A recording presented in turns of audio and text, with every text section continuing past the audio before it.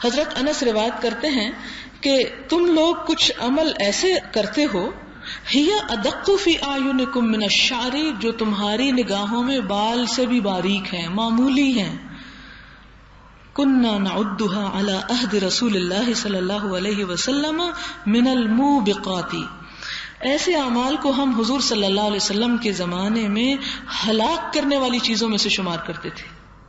یعنی کچھ تمہارے اعمال، اب دیکھیں کہ یہ اس دور کی بات ہے جب ابھی صحابہ کرام زندہ تھے اور وہ اپنے دور کے لوگوں کو دیکھ دیکھ کے پریشان ہوتے تھے کہ تم بڑے بڑے ہلاک کرنے والے کاموں کو اتنی آسانی سے کر جاتے ہو اور اتنا چھوٹا حقیر سمجھتے ہو، گویا بال سے بھی باریک چیز ہے. اور آج جو اتنے 100 سال کا وقفہ آ گیا بیچ میں، تو ہماری حالت تو اس سے بھی کئی درجے بری ہو گئی کہ ہم بڑے بڑے کبیرہ گناہوں کو، جنہیں صحابہ کرام مہلکات، موبقات کا مطلب ہوتا ہے ہلاک کرنے والی چیزیں. حضور صلی اللہ علیہ وسلم نے فرمایا 7 ہلاک کرنے والے کاموں سے بچو.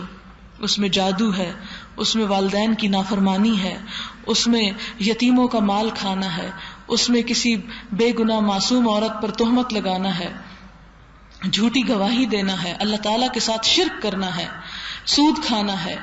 تو یہ کیا ہے؟ موبقات، ہلاک کرنے والی چیزیں. اور فرمایا کہ ہم جن چیزوں کو نبی صلی اللہ علیہ وسلم کے دور میں موبقات سمجھتے تھے، تم ان کو کوئی اہمیت ہی نہیں دیتے. کہتے چھوٹی سی بات ہے، اللہ تعالیٰ معاف کر دے گا، خیر ہے، کوئی فرق نہیں پڑتا. اور ہر کام یہ سوچ کے چھوڑتے چلے جاتے. انسان کے اندر سستی اسی وقت آتی ہے کہ جب وہ گناہ کو بڑا ہلکا سمجھنے لگتا ہے. اسی لیے کسی کا قول ہے کہ تم یہ نہ دیکھو کہ گناہ چھوٹا ہے کہ بڑا ہے، یہ دیکھو کہ کس ہستی اور کس ذات کی شان میں گستاخی ہے، اس کی بات نہ مان کر. آپ دیکھیں کہ آپ کسی کو کچھ کہتے ہیں کہ یہ کر دو، اپنے بچے کو یا کسی کو بھی، اس کو ایک دفعہ آپ حکم دیتے ہیں، وہ نہیں کرتا، دوسری دفعہ نہیں کرتا، تیسری دفعہ کیا ہوتا ہے؟ انسان کو غصہ آ جاتا ہے کہ کیوں نہیں کرتا. کیوں غصہ کیوں آتا ہے اس وقت؟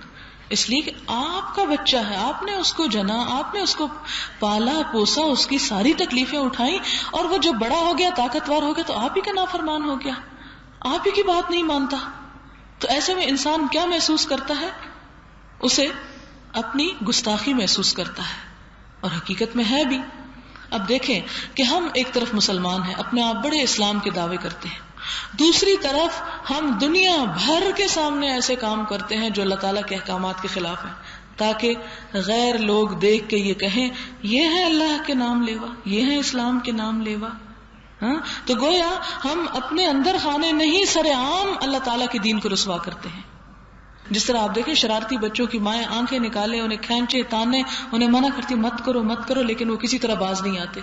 بالکل اسی طرح اللہ تعالیٰ ہمیں ڈراتے ہیں، دھمکاتے ہیں، پیار سے کہتے ہیں، ہر طرح کہتے ہیں، لیکن ہم ہیں کہ ڈھیٹ جمے ہوئے اپنی اپنی جگہ پر، ہلتے جلتے نہیں، ٹس سے مس نہیں ہوتے، اور سر عام غلط کام کرتے ہیں، جس کا نتیجہ کیا نکلتا ہے کہ جگ ہنسائی ہوتی. تو کیا اللہ تعالیٰ کو اس بات پر غیرت نہیں آتی ہوگی؟ اگلی حدیث میں آپ اس بات کو سمجھیں. ان ابی ہریرہ رضی اللہ عنہ ان النبی صلی اللہ علیہ وسلم قال ان اللہ تعالی یغار وغیرۃ اللہ تعالی ان یأتی المرء ما حرم اللہ علیہ، متفق علیہ. کہ بے شک اللہ تعالیٰ بھی غیرت کرتا ہے، اور اللہ تعالیٰ کی غیرت کیا ہے کہ انسان ان کاموں کا ارتکاب کرے جن کو اللہ نے حرام قرار دیا ہو. یعنی جس طرح پچھلی حدیث میں ہم نے دیکھا، یعنی اس کی تفسیر میں کہ جب انسان ایک کام کھلے عام اس طرح کرے، مثلا ایک والدین کے سامنے، بچے سب کے سامنے بدتمیزی کرے یا شرارت کرے، تو اس میں والدین کو کیا ہوتی ہے؟ خفت ہوتی ہے، غیرت آتی ہے کہ دیکھو یہ کیا ہو رہا ہے، میری اولاد اور میرا رشتہ دار یا میرا فلاں، یعنی کتنی شرمندگی کی بات ہوتی ہے انسان کے لیے. اسی طرح اللہ تعالیٰ جنہیں اپنے بندے کہتا ہے، ہم اللہ والے ہیں نا، ہم کہتے ہیں کہ ہم خدا کے بندے ہیں، ہم تجھے مانتے ہیں، ہم تیرے دین کو مانتے ہیں، ہم تیری کتاب کو مانتے ہیں، ہم تیرے رسول کو مانتے ہیں، سب کچھ دعوے کر کے عمل میں کیا کرتے ہیں؟ ہر اس بات کی مخالفت کرتے ہیں جو کتاب اور رسول کہتا ہے. اب یہ کیا ہے؟ یہ اللہ تعالیٰ کی غیرت کو چیلنج ہے. اسے شرم آتی کہ میرے بندے، میرا نام لینے والے، مجھ پر ایمان لانے والے یہ کام کرتے ہیں. اور اس کی مزید وضاحت کہ ہاں جس طرح تمہیں غیرت آتی ہے، تمہیں شرم آتی ہے جب تمہاری مرضی کے خلاف کوئی کام کرتا ہے، اسی طرح اللہ تعالیٰ کو بھی غیرت محسوس ہوتی ہے، اسے بھی حیا محسوس ہوتا ہے جب اس کے بندے اس کے مرضی کے خلاف کام کرتے ہیں. اور خاص طور پر کیا؟ وغیرت اللہ، اللہ تعالیٰ کی غیرت یہ ہے کہ انسان وہ کام کرے جنہیں اللہ تعالیٰ نے حرام کیا. اب حرام کیا ہے؟ قرآن پاک میں جو حرام کی تفصیلات آئی ہیں. چلے ہم نہیں شراب پیتے، ہم نہیں سود کھاتے، ہم نہیں اور اس طرح کے کام کرتے، لیکن غیبت حرام ہے یا نہیں؟ کتنے مزے سے شغل سمجھ کے کرتے ہیں. دوسروں کا مذاق اڑانا شغل سمجھ کے، دوسروں پہ ہنسنا شغل، جھوٹ بولنا معمولی بات.